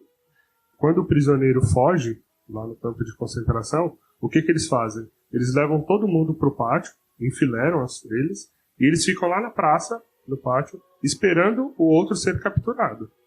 E se ele não fosse capturado, o comandante, sem nenhum filtro ou regra, ele escolheria alguns que iriam morrer como um exemplo do tipo, não façam isso, senão vão morrer muitos aqui, né? Então o preso não foi capturado, e aí chamaram o comandante, que era a pessoa mais cruel que se tinha naquele lugar, assim, as pessoas relatam, né? Não só na biografia de São Maximiliano Maria Kolbe, mas em outros livros, em outros textos, ele é citado, dada essa crueldade, né? As penas que ele infligia nos presos eram sempre as mais severas possíveis. Então ele começou a escolher 10 pessoas que iriam morrer numa câmara, trancados, eles iam morrer de fome. E aí ele para passar mais crueldade ainda, ele vinha olhando e falava, tipo, você. E quando ele apontava para alguém, falava você, a pessoa sabia que aquilo ali era um momento... Era sentença de morte, porque era a sala que não tinha, né, nada, nenhuma brecha de luz. Era ficar trancados para morrer, né? Eles ficavam nus, né, pelados, sem água, sem comida, sem nada, sem uma brecha de luz, só esperando morrer. E então ele vai escolhendo 10 pessoas. E naquele momento, todo mundo sempre pedindo para não ser escolhido, né? Porque a pessoa queria ainda sair, né? E aí, a última pessoa, a 10ª pessoa a ser escolhida, foi um homem em que ele tinha, né, família, filhos e tal. E quando ele ouviu você, e apontou para ele começou a chorar muito e falando que ele tinha família, ele queria ver os filhos, E aí, naquela hora, São Maximiliano, ele sai da fila em que ele estava e começa a caminhar em direção ao comandante, né? E aí você já vê como as coisas que são de Deus acontecem. Tem que acontecer, né? Por quê? Primeiro, ninguém ousava sair da fila. Porque se saísse da fila, seria morto. Eles tinham, né, os pontos assim, de guarda, e os guardas atiravam. Não tinha a menor chance disso não acontecer. Então, pisou fora da fila, tomava um tiro. E aí São Maximiliano saiu da fila dele e começou a caminhar em direção ao comandante. Todo mundo olhando aquela cena, né, abismado, e ninguém atirou, ninguém fez nada. Eu fico imaginando o coração do Maximiliano nessa hora, né? Devia estar aquele fogo assim, aquele negócio de tipo... Sabe quando Deus te dá uma profecia e se você não falar parece que você vai morrer? Então, tipo, chegou minha vez, é agora. Devia estar... Por mais chegou que... a minha hora. Tipo, eu imagino ele encaminhando assim, apesar de todo o contexto de sofrimento, mas ele estava no cumprimento da vocação dele, né? Ele nasceu para isso, para aquilo. Aquela era a coroa dele. Então, eu imagino o fogo. Sabe o que eu pensei agora? Aqui. Esse fogo aí talvez fosse assim, ó, agora é a hora que eu vou morrer mesmo, que eu vou sair dessa fila, né, e eu vou dar a vida pelo irmão e eu vou morrer aqui, né? E aí então ele chega, né, pro comandante e começa a falar com o comandante, né? E o comandante, quando vê ele chegando, já fala, né, tipo, quem é esse porco polonês aqui? O que ele veio fazer aqui? Sempre desdenhando, né, menosprezando o máximo que ele podia. E aí ele ele se voluntariou para ir no lugar daquele pai de família. Ele falou, não, deixa ele, a proposta dele, né? Deixa ele e eu vou no lugar dele, eu me ofereço para morrer no lugar dele. E o mais comum e sensato, dado a história daquele lugar, o que seria? seria o comandante falar assim, não, agora morre 11. Os 10 mais você.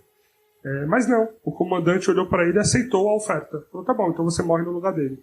Ou seja, pela primeira vez na vida de Auschwitz, um prisioneiro mudou a decisão do comandante, né? Porque, a ordem, né, a dada. A ordem era, você vai morrer. E através de São Maximiliano Kolbe, aquele homem não morreu, sobreviveu e esteve na canonização de São Maximiliano Kolbe na Praça de São Pedro, testemunhando esse fato. Francisco era o nome dele. Ah, que lindo. O nome do homem salvo por São Maximiliano. Não podia ter outro nome, né, gente? Não, gente, me permitam ler isso daqui, que a Cris vai chorar. A Cris vai chorar com isso daqui, ó. Que aí no livro tem uma parte que fala assim, Marcos, que acho propício, né, ler agora. O exemplo para as famílias. O que levou a aceitar a morte foi o pranto de um pai de família condenado, oferecendo-se para ir em seu lugar o frei que escolhera o celibato e que o tinha vivido com uma devoção quase desconcertante, testemunha o valor da paternidade humana. Não sei se forço com minha fantasia a intuição de que levou Kolbe, naquele fim de tarde, a ir ao encontro da morte, mas se o faço, faço por devoção e veneração. Parece-me que naquele momento Kolbe tinha querido colocar em evidência que um pai é tão e talvez mais importante do que um pai espiritual. Porque o pai espiritual é de fato uma união espiritual com a paternidade de Deus. Mas um pai real é necessário aos próprios filhos, também como pão e proteção, com afeto e exemplo. Assim, será que passou na cabeça dele a importância do pai dele para torná-lo o homem que ele se tornou, né? E ele, confiante em Nossa Senhora, a devoção dele a Nossa Senhora, aquilo ali veio da família. Então, assim, eu acho que foi fundamental. Quando ele viu aquele homem falando que tinha filhos, ele já deve ter pensado a importância do pai dele na vida dele e que aquelas crianças ficariam sem isso, né? É o que eu imagino, assim, para ele poder ter essa atitude. E aqui ainda fala assim, Deus Dani, mesmo. o sacrifício de um frade reafirmou a essencial importância dos pais de família. E é como um anúncio que os pais hoje, mais do que nunca, com tantas responsabilidades e dificuldades, podem contar com um protetor nos céus. Então, pais de família, sejam amigos de Maximiliano Kolbe. E eu ficaria assim refletindo dias, acho que a vida inteira, sobre a vocação, né? Porque o sacerdote, ele é o próprio Cristo na Terra. E eu acho que aqueles que têm o chamado ao sacerdócio e tem como exemplo São Maximiliano, ele viveu a vocação dele na plenitude, na essência. Ele foi o Cristo na Terra, ele se ofereceu para o outro, ele morreu no lugar do outro. E esse outro era um pai de família. Então, eu acho lindo, assim, como as vocações se completam. Não existe uma vocação sem a outra. O quanto a vocação deste sacerdote se completou com a deste pai de família, o quanto um foi pelo outro, assim, né? Ele se voluntariou, foi aceito, e então ele com os outros 9 prisioneiros, né, foram trancados no bunker para que eles pudessem morrer de fome. E um a um eles foram morrendo, né? Porém, depois de 2 semanas, 4 dos 10 ainda estavam vivos, entre eles São Maximiliano e Maria Kolbe. E o pessoal relata que, assim, nessas 2 semanas, o que se ouvia naquele bunker, né, do pouco que se ouvia, eram orações e cantos. E cantos. Marianos, né? Era... Sempre, né? A oração da Virgem Maria, Pai Nosso, cantos. E aí, depois de 2 semanas, eles não quiseram mais esperar, né? A morte desses 4, então. E aí eles... Até porque se deixasse... Ele ficaria ali o ano todo. Manda mais aqui pra Assim, esse blog. Não é só não querer esperar, né? Eles, na verdade, estavam precisando da cela para matar mais gente. Né? Porque tinha mais pessoas que precisavam ser punidas e a cela estava ocupada lá por 2 semanas, que normalmente durava alguns dias, porque, imagina, as pessoas se matavam pelo próprio desespero, né? Eles, antes de morrer de sede e fome, eles morriam de desespero, né? Ficavam doidos, um matava o outro, e era muito rápida a morte nesses bunkers, né? E lá não, foi morrendo um a um, e ele podendo dar, né, a esses 9 lá a unção, a confissão antes. Então, assim, esses prisioneiros que morreram foram direto para o céu, né, porque eles se confessaram ali com o padre. Olha, assim, é Deus sendo justo, né, gente, diante de tanto sofrimento daquelas pessoas, na hora da morte, dá-lhe a condição de confessar ali no seu leito de morte e você acessar diretamente o céu, né, é a justiça de Deus mesmo, né. Exato. E aí, então, os 4, né, eles foram tomar uma injeção letal para morrer. E aí, quando chegou a vez de São Maximiliano Kolbe, aí ele falou sua última frase, que diz assim: o ódio não serve a nada, somente o amor cria. Então ele sussurrou, Ave Maria. E aí, só chamar a atenção, assim, por que ele aguentou ficar todos esses dias? Porque ele estava preparado. Para ele passar fome era comum. Né? Quando eu falei lá no começo que o pai dele, ele já era preparado desde criança para o sacrifício, para o sofrimento, para a vida árdua, para a vida dura, né? E os outros que permaneceram também eram homens fortes, né? Então, assim, eram homens que tinham, né, mais condições físicas. E aí, assim, é uma frase que tem batido na minha cabeça nesses últimos tempos, eu acho que eu já até falei no podcast, né? Assim, tempos difíceis formam homens fortes formam tempos fáceis e tempos fáceis formam homens fracos, né? E quanto a gente sofre da luta, né, do jejum, dessa coisa de você maltratar o seu corpo mesmo, né? De você... como é que fala, gente? Dominar a carne, né? Mortificar. Das mortificações, do sacrifício, né? E aí fala, né, da dificuldade de tomar um banho gelado, da dificuldade de comer alguma coisa. E quanto a gente é fraco. Imagina a gente, né? Em um dia eu já estaria morta, gente. Não, porque, nem assim, ia, só... nem ia. Então, assim, isso é o que eu acho que esse episódio traz, vem anunciar isso. Como a gente precisa se fortalecer espiritualmente e fisicamente também para aguentar, né, as tribulações e as porradas que a vida vai dar pra gente, né? Sim, porque no livro fala que todos, né, cantavam com ele ali também, rezavam, mas ele era ou em pé ou ajoelhado. Ou em pé ou ajoelhado. E doente, tá, gente? Enfermo. A palavra doente não cai bem, a Dani fala melhor. Enfermo. Debilitado. Né, debilitado. Então, assim, é surreal mesmo. É só de Deus, é milagre. Até São Maximiliano Kolbe, é ele, gente, é o nome, ele é o cara, ele foi o cara. Eu, assim, gravei alguns podcasts já e, de fato, assim, eu tô passada assim, com ele. A mortificação, né, da carne, ela é, na verdade, um dos primeiros caminhos para a santidade. Teve uma santa que eu estava lendo que ela falava assim, se você não consegue controlar a gula, você não vai ser santo nunca. Porque é pela gula que a gente se perde, né, pelos pecados que a gente... Assim, é a abertura, né? É a porta que se abre para todos os pecados. É a questão da gula. Se você não consegue se conter diante de uma comida, né, se você não consegue se fazer forte diante de um desejo, assim, né, de comer, de beber, você vai ser forte para quando? Aonde? Em quê? Nós temos 3 inimigos, né, Dani? O primeiro que é a gente mesmo, vamos colocar assim, nós mesmos, né, que é o da carne. O segundo que é o mundo e o terceiro que é o próprio diabo. Então, o caminho de santidade começa mesmo com esse primeiro, que é nós nos dominarmos nosso corpo, né? Os nossos desejos. Lutarmos contra os desejos da carne, depois contra os desejos do mundo, para aí sim estarmos preparados para combater o próprio demônio, né? Então, e ele estava com certeza, né, desde que ele aceitou a coroa da pureza e a coroa do mártir, que tem estrutura. Mas é isso, né? Precisa existir essas pessoas, precisam existir mais pessoas assim, né? E cada um na sua, né, Dani? Sim, como a gente sempre fala aqui, né? O dele foi o martírio, você vai buscar sua vida de santidade no seu matrimônio, você vai buscar sendo filho. Cada um tem o seu caminho de santidade. Mas eu acho que o interessante é a gente ressaltar aqui que ele foi fiel.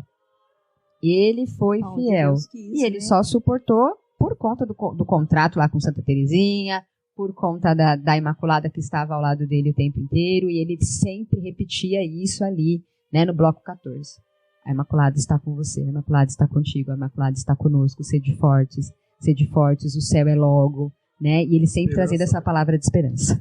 E assim, lá no Japão, ele sabendo, né, que dessa coroa, desse martírio, que ele iria morrer, né, ele chamou lá alguns frades, né, e fez o testamento dele. E aí ele não deixou nada, porque ele não tinha nada, né? Em vez de deixar dinheiro, deixar ouro, te deixo, né, todas as riquezas deste mundo. Olha só o que ele deu. Ele não deixou riqueza, ele deixou, foi trabalho, meu filho. O meu testamento, eu ordeno que depois de minha morte vocês trabalhem e continuem essa obra. Vou ler aqui, ó. Irmãos, quando for anunciada a minha morte, saibam que vocês são, por testamento, os meus herdeiros. Até agora trabalhamos juntos pela Imaculada. Quando eu morrer, cabe a vocês. A vocês recomendo a milícia da Imaculada. Dedique-se à sua causa sem restrição, sem limites. Enfrentem por ela qualquer sacrifício, até derramar o vosso sangue se for preciso, e propague a milícia da Imaculada até os confins da terra, porque esta é a causa santa, a vontade da Mãe de Deus. Padre Kolbe, em 26 de maio de 1933. Show, show, show. Excelente, né? Excelente. Tem muito a nos ensinar. Por falar em ensinar, eu quero perguntar para vocês. O que a gente aprendeu, então, com São Maximiliano Maria Kolbe? Tá cada dia mais difícil responder esse quadro, gente. Eu não sei o que acontece, mas tá cada dia mais difícil responder o que eu aprendi com esses santos. Realmente, esse tá difícil, né? Porque a gente fala assim, aprende a dar vida pelo irmão. Eu não sei se eu posso dizer que eu aprendi a dar vida pelo irmão, mas eu reflito mais sobre isso hoje. E, obviamente, que a gente já falou, a gente sempre falou muito isso, né? Nas nossas partilhas. Às vezes, dar a vida pelo irmão não é, de fato, dar a vida no sentido de morrer pelo irmão igual São Maximiliano, mas de ouvir o outro, de ter paciência com o outro, dar momentos, né, para o irmão, estar mais atento ao que o outro precisa, dividir, partilhar. E, além disso, essa questão da confiança, essa questão da fidelidade, podemos dizer, da determinada determinação, de às vezes você se recordar de contratos que você tenha feito, ou de coisas que você já falou com Nossa Senhora, ou com o seu centro de devoção há tempos atrás, e falar, ei, o senhor me prometeu isso aqui, não desafiando, né? Mas assim, pegar a Sagrada Escritura e falar, Senhor, olha, me chamou a atenção aquela parte da Santa Teresinha, então vamos pegar a Sagrada Escritura e falar assim, o senhor fala aqui que se eu for justo, o Senhor estará comigo. Mas é né? importante lembrar que o contrato tem o contratado e o contratante. Isso. Então você também tem que então, fazer assim, essa parte, Senhor, né? tô na justiça, né? Tô sendo justo aqui, tô buscando pelo menos ser justo, né? Então essas questões dele, assim, de lembrar desse contrato, de... Não é desafiar a palavra, gente, me entendam, mas... Né, argumentar. Ei... Você falou isso aqui, eu tô cumprindo a minha parte. Cumpra a tua também com amor, né, gente? Com doçura. Então, são muitos ensinamentos. Hoje, realmente, está muito difícil falar um. Mas eu quero, né, falar um, para não ficar redundante e confuso para vocês. Eu vou ficar com o da confiança. Com o da confiança cega, com o da confiança de ter feito a escolha certa, não se arrepender, não voltar atrás. E nessa confiança plena de saber que a Imaculada está comigo e o céu é logo. Não dá para negar, né? Como é que nega, né? Essa devoção à Nossa Senhora e essa confiança de que a gente só acessa a Deus, acessa o céu através da intercessão dela e que ela é a nossa advogada, né? Ela que vai nos auxiliar aí nas dificuldades da nossa vida, né? Então, o que eu aprendo com ele é sempre recorrer a Nossa Senhora em qualquer situação, né? Que ela vai sempre nos ouvir e levar a Jesus e fazer o que for melhor para nós. Não, eu só quero... Isso aí que você falou, Dani, é tão importante, porque assim, ó, ele... você falou assim, ela vai nos auxiliar em qualquer situação. É qualquer, eu vou retomar isso. Ele era lá o martírio, você é na educação dos seus filhos.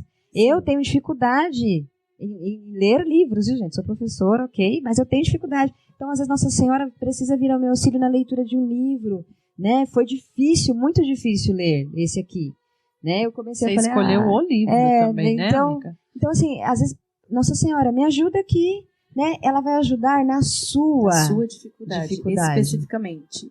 E a sua dificuldade, quando a gente fala dificuldade... Ai, desculpa, gente, estou me estendendo. Quando a gente fala dificuldade, não imagine coisas grandiosas.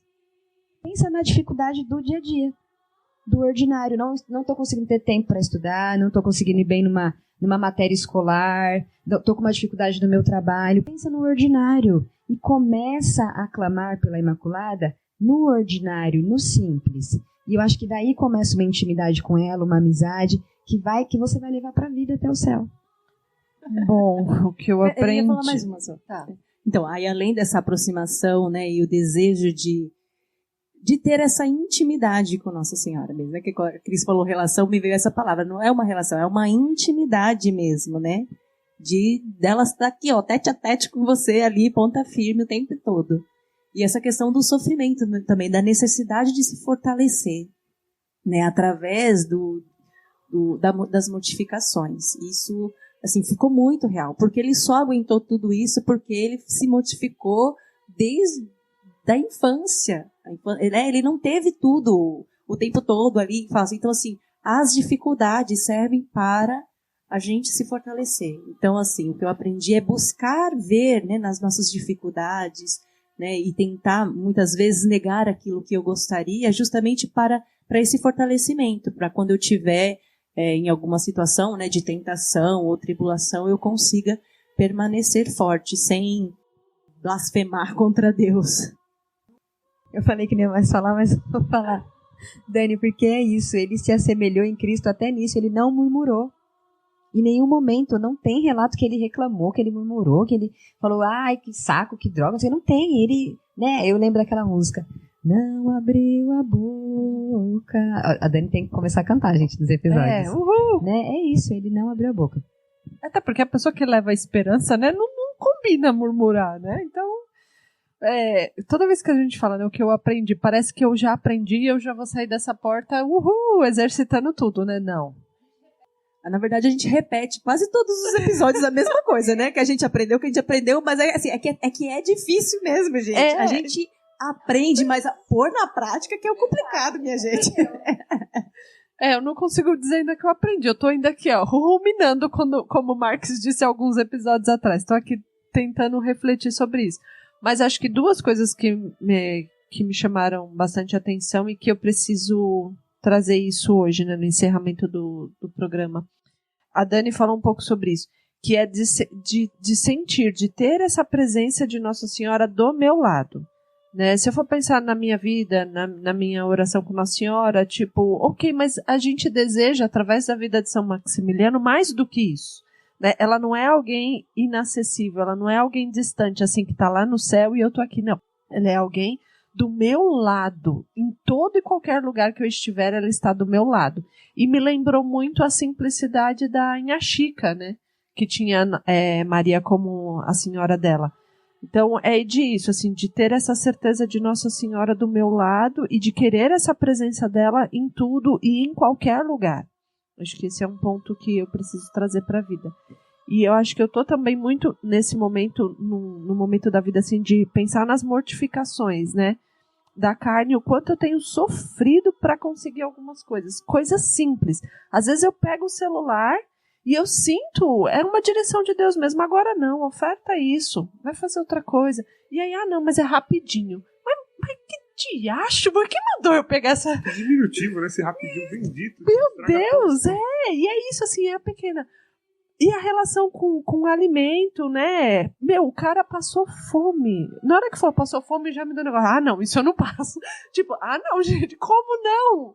É fome, né? O que eu vou fazer para ofertar isso? E o quanto a gente vai se tornando dependente das pequenas coisas. Então, assim, daquilo que é mínimo. Às vezes a gente fala dessa mortificação dos desejos da carne, a gente já relaciona a questão de sexualidade e tal. Ok também, porque são prazeres da carne. Mas eu tenho trazido muito para as coisas simples do dia a dia. O que hoje me dá um prazer momentâneo que eu poderia viver sem. E quando a gente começa a perceber isso e tentar mudar isso, aí entra na luta mesmo, né? No embate, difícil. E muitas vezes a gente cede ao embate. E é fazer sem, assim, nem vai te matar, né? Não vai te matar. Você ficar sem comer Não vai. um doce. Você, ai, tô com vontade de comer um doce. Aí você faz de tudo pra comer um de doce. Mas assim, se você ficar sem comer doce, não vai te matar. Você só oferece, né? E da minha parte, eu vou frisar duas coisas. E um ponto importante que eu acho que as meninas falaram, que acho que é bom colocar também, né? Antes até de falar o que eu aprendi, é quando a gente fala nesse quadro, né? O que eu aprendi é o que mais a gente chamou atenção enquanto virtude, enquanto ensinamento do santo. Mas é como elas falaram, né? Não é que a gente, então, nossa, você já tá... Aprendi, checklist, ok. Checklist, sua vida, então... Não, gente. Se a gente for falar só do que a gente tem, pelo amor de Deus, só miséria, pecado, e, enfim. E a gente, por isso, é só pela misericórdia, né? Então é só para frisar esse ponto aí, porque a gente fala assim, o que a gente olhou pro santo e para nossa vida foi algo que falou mais conosco, né? E aí, no meu caso, duas coisas que realmente, assim, a gente vem falando há algum tempo dessa devoção à Virgem Maria, né, à Virgem Santíssima. Eu tenho que tomar vergonha na cara para botar isso em prática mesmo. Ter a minha vida de oração ordenada também, colocando o tempo de Maria ali, né? Porque eu vejo assim, né, a devoção à Nossa Senhora é muito comum a vários santos. E aí, quando o santo coloca Maria no nome, você já pode ter certeza que tem uma coisa ali a mais, né? Tem uma coisa ali a mais. E para você ver, assim, Maria, por exemplo, apareceu para ele, né, aos 10 anos, e não apareceu mais. Você não tem relato dela aparecendo mais. Mas nem por isso ele deixou de acreditar que ela estava ali do lado dele todos os dias, né? Então, o que eu preciso melhorar é nesse sentido, sabe? De crer de fato e me apegar a essa verdade, para não precisar que ela apareça para mim todo final de semana e eu falar, então ela tá aqui ainda, para confirmar, né? Não precisa. O correto é assim, não precisa aparecer nenhuma vez, né? Benditos somos nós que não precisamos ter visto Jesus para acreditar nele, né? Então, que seja isso. E outro ponto que para mim também pega muito firme é essa questão de ver no outro, ver no irmão o Cristo, sabe? Assim, eu acho que isso pega demais. E eu até vou trazer aqui uma frase da homilia de São João Paulo II, na canonização dele, que São João Paulo deixou bem claro, assim, né? Ele falou assim, São Maximiliano Kolbe, ele não morreu, ele deu a vida pelo irmão. Foi diferente.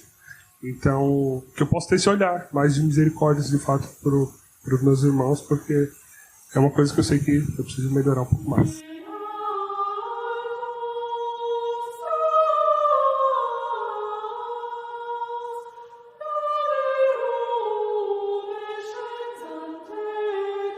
E uma curiosidade que eu lembrei rapidamente dele aqui é que a única relíquia que existe hoje de São Maximiliano Maria Kolbe é a barba dele, porque certa vez, né, ele foi pro Japão, deixou a barba crescer, que é uma foto muito conhecida, né, que a gente vê dele barbudão. Nem sempre ele foi assim, tá? A maioria das vezes ele não tinha aquela barba toda, mas em certo momento ele deixou a barba crescer. E uma vez quando ele foi fazer a barba, um dos frades, né, foi tirar a barba dele. Acho que ele já pressentindo a santidade que tinha ali, ele guardou a barba como uma relíquia de São Maximiliano Maria Kolbe, antes mesmo dele ir para o campo de concentração. E por que só sobrou a barba? Porque depois que eles morreram, né, eles foram todos cremados, incinerados juntos, então a cinza deles se misturou com a de todos os outros que foram cremados naquele momento. Então, hoje a única relíquia que existe, né, de São Maximiliano é a barba dele. E é uma... É bem assim, é muita sabedoria, né? Porque, né, claro que a gente sabe que a carne se corrói, né? Mas a gente fala que o cabelo, né, é a única coisa que na corrida. Então, assim, essa relíquia vai durar aí por uma eternidade, vamos dizer, né? Amém? Então, nós queremos deixar aqui mais a biografia de um santo aí para que você busque mais. A gente quer te deixar curioso para que você se aprofunde mais na história desse santo. Reforço o que eu disse no começo, tá? Você que tem uma devoção à Virgem Maria, você que se consagrou e não é brother ainda de São Maximiliano Maria Kolbe, está perdendo tempo, hein, amado? Está perdendo tempo, hein, amada? Vamos correr aí, porque... E para você que já está lendo o tratado, aí já está nesse caminho, vai lendo também a vida dele, vai pegando umas dicas com ele aí, que ele vai te fazer o mariano, ó, de primeira. Então, espero que você então tenha mais esse amigo, né, do céu, junto com você, no seu altarzinho, nas suas orações, e que São Maximiliano Maria Kolbe possa interceder por cada um de nós e de vocês que estão aí também. Amém. Amém. Amém. E você que quer saber o que aconteceu lá na Índia, quando ele falou com Santa Teresinha, vai ler o livro, tá? A gente posta o livro aí como uma indicação de livro para você ler.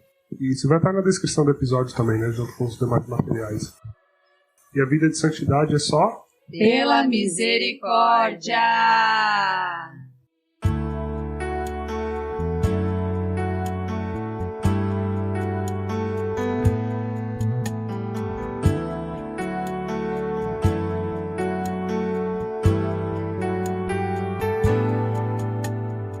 Senhor, preciso te dizer que é impossível me esquecer,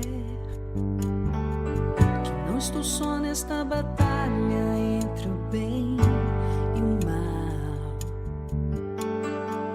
A cada nova experiência eu te glorifico mais. Te ter é a maior diferença em mim.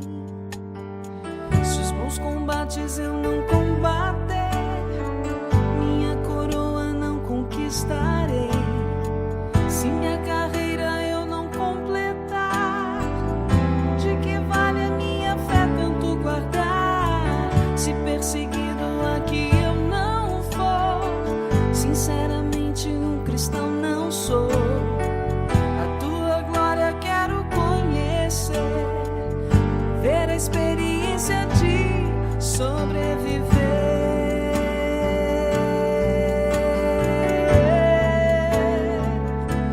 Viver pra mim é Cristo, morrer pra mim é ganho.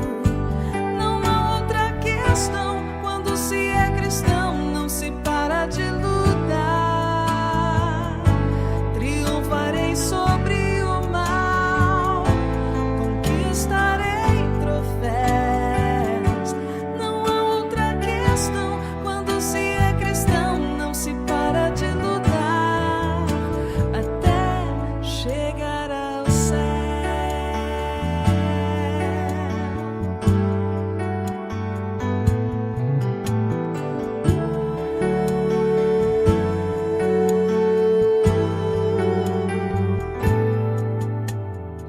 Senhor, preciso te dizer que é impossível me esquecer, que não estou só nesta batalha entre o bem e o mal. A cada nova experiência eu te glorifico mais. Te ter é a maior diferença em mim. Se os bons combates eu não combater, minha coroa não conquistarei. Se minha carreira eu não completar, de que vale a minha fé tanto guardar? Se perseguido aqui eu não for, sinceramente um cristão não sou.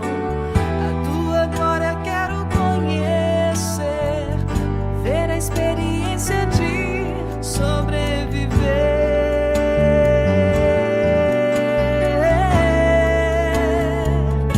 Viver pra mim é Cristo, morrer pra mim é ganho.